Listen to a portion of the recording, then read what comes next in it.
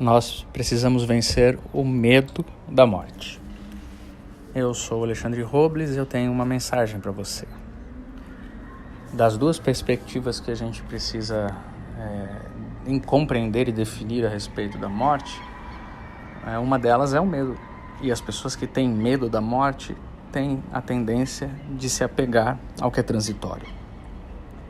Porque a nossa maneira de reagir à inexorável verdade da morte, essa é a única garantia que se tem na existência, todos iremos morrer. Quando a gente lida com esse fato através do medo, e desde os primeiros instantes da vida, desde a primeira construção existencial, a gente passa a ter fobia da morte, medo, eu não quero morrer, eu tenho medo de morrer, e isso vai se desenvolver em toda a vida adulta e chega na velhice.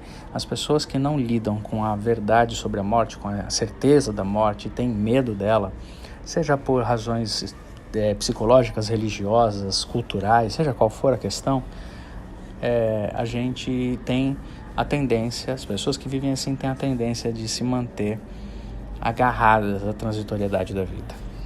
Então, a gente passa mais preocupado em tentar acumular coisas, em construir legados ou situações, em ter gente por perto com medo de perder o tempo inteiro, em cuidar da própria beleza como se a gente não pudesse envelhecer de jeito nenhum e nunca. Tem gente que está vivendo medos absurdos em relação ao envelhecimento e não consegue entender que a vida é toda transitória.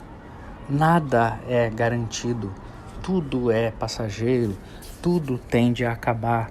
Não há nenhum patrimônio que eu tenha que pode vencer o tempo e nem vencer os perigos com os quais a gente convive, de que eles sejam atacados, agredidos e roubados.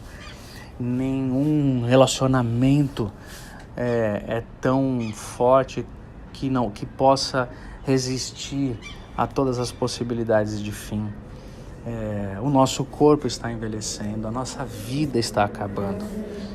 E quanto mais a gente tem medo de que tudo acabe, mais a gente se agarra de modo neurótico e doentio àquilo que a gente tem.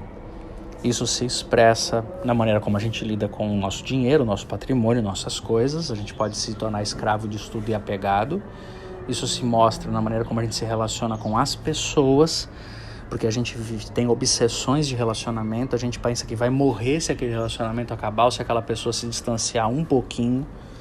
E a gente lida assim com o próprio corpo, com a própria vida, com a própria saúde, com o próprio olhar sobre si mesmo, com a velhice, com o envelhecimento, que é normal para todo mundo. Quanto mais a gente tem medo do fim, mais a gente se apega doentiamente às realidades que tem e não desfruta de modo saudável, mas fica neurótico e escravo daquilo. Porque o medo nada pode produzir de bom.